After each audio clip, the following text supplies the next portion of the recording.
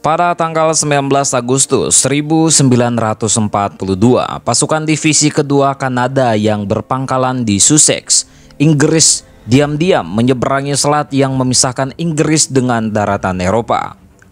Pasukan yang berkekuatan sekitar 6.000 orang ini termasuk sejumlah pasukan komando Inggris ditugaskan untuk menyerang kota pelabuhan Dieppe, Prancis.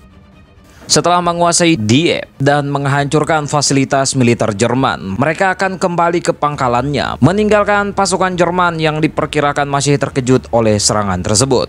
Seketika itu pun para perencana di War Office pun mulai merancang upaya menyerang wilayah yang diduduki Jerman. Diawali dengan serangan kecil-kecilan oleh satuan komando seperti pada tanggal 23 Juni tatkala sepasukan komando Inggris menyerang Boulogne di pantai Prancis. Serangan yang dilancarkan hanya sehari setelah Prancis meminta penghentian perang dengan Jerman itu memang tidak begitu berhasil.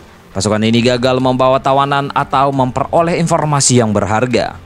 Kembalinya ke pangkalan mereka pun kacau, keliru mendarat di pelabuhan lain. Akibatnya mereka dikira disetir dan sempat ditangkap oleh polisi militer. Walaupun kurang sukses pada uji coba pertama itu, serangan komando terus dilancarkan terhadap wilayah yang dikuasai musuh seperti Prancis, Norwegia, Italia, dan Libya.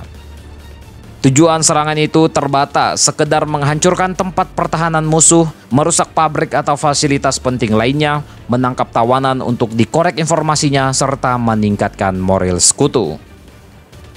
Berbagai serangan komando juga dimanfaatkan sebagai ajang latihan bagi invasi besar di kemudian hari.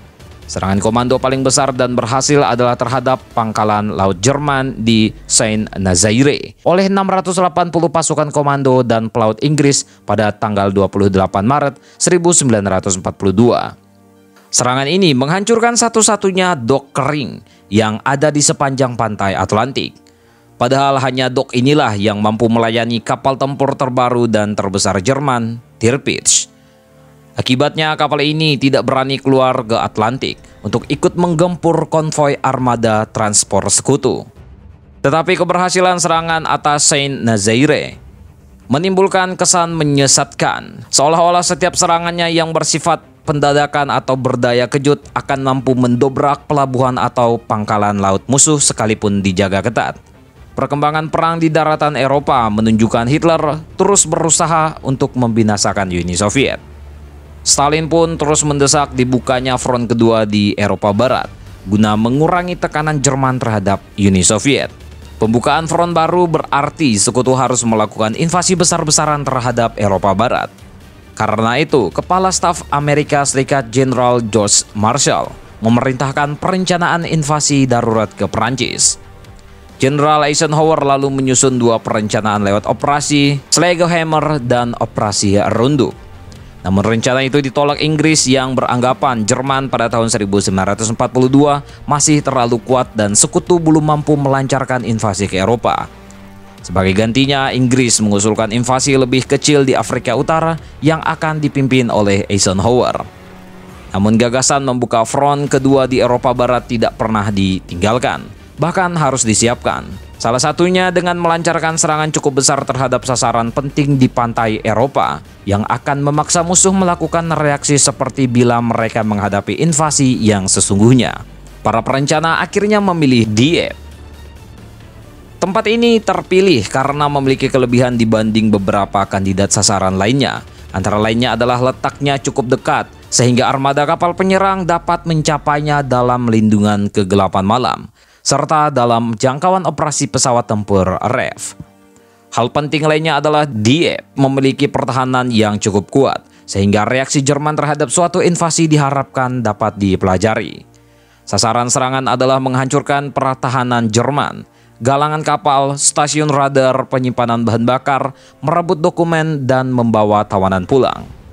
Serangan ini diharapkan akan memancing Luftwaffe dalam pertempuran udara yang menentukan, serta mengendurkan tekanan Jerman di front Uni Soviet dengan menarik sebagian pasukannya ke front barat. Untuk serangan besar ini, divisi kedua Kanada pimpinan Mayor Jenderal Hamilton Robert ditugasi bersama sejumlah pasukan komando Inggris. Pasukan Kanada sejak tahun 1939 telah ditempatkan di Inggris sebagai kekuatan anti-invasi manakala Jerman Nazi berusaha mendarat di Inggris. Penugasan menyerang Dieppe melegakan pasukan Kanada yang sejak awal hanya menunggu invasi Jerman yang tak kunjung datang. Serangan atas Dieppe memberi mereka kesempatan untuk beraksi. Namun mereka juga menyadari tugas ini berat, mengingat kekuatan pertahanan musuh di Dieppe, termasuk ketinggian yang mengitari pantai Dieppe, telah dimanfaatkan Jerman untuk membangun sarang meriam dan penangkis udara serta kubu-kubu senapan mesin. Tetapi para perancang serangan menganggap garnison Jerman di Dieppe bukanlah pasukan kelas 1, melainkan rekrutmen baru serta mereka yang sudah berumur. Serangan dengan sandi operasi Jubail ini akan mendaratkan 6 batalion infanteri, 2 formasi satuan komando, 1 resimen tank pendukung, dan berbagai satuan pendukung lainnya. Namun, operasi Jubail ternyata bercacat karena tidak didahului dengan pengeboman udara pra-pendaratan, kecuali bantuan tembakan sekadarnya dari laut. Pengeboman dari udara ditiadakan karena perancang Jubail khawatir akan keselamatan penduduk sipil Dieppe. Dan mereka juga takut pengeboman akan membuat jalanan tidak dapat dilalui tank. Pasukan payung juga tidak diturunkan di belakang kota Dieppe guna memancing musuh menjauh dari pantai dengan alasan cuaca yang tidak menentu. Para perancang yakin unsur pendadakan adalah faktor paling menentukan dalam serangan atas Dieppe, sebagaimana telah dibuktikan di Saint-Nazaire. Mereka berharap sekali keberhasilan serangan ini akan menjadi sumbangan berarti, bahkan membawa harapan baru setelah sekian lama daratan Eropa diinjak-injak oleh Hitler. Apalagi di Afrika Utara pun Inggris baru mengalami kekalahan melawan rubah gurun Erwin Rommel. Namun, serangan balas dendam ini ternyata gagal total dan harus dibayar mahal oleh pasukan Inggris karena selain banyaknya pasukan yang gugur, sisanya juga tertangkap oleh pasukan Nazi Jerman setelah menyerah. Tentang ini, bagaimana menurut kalian, coy?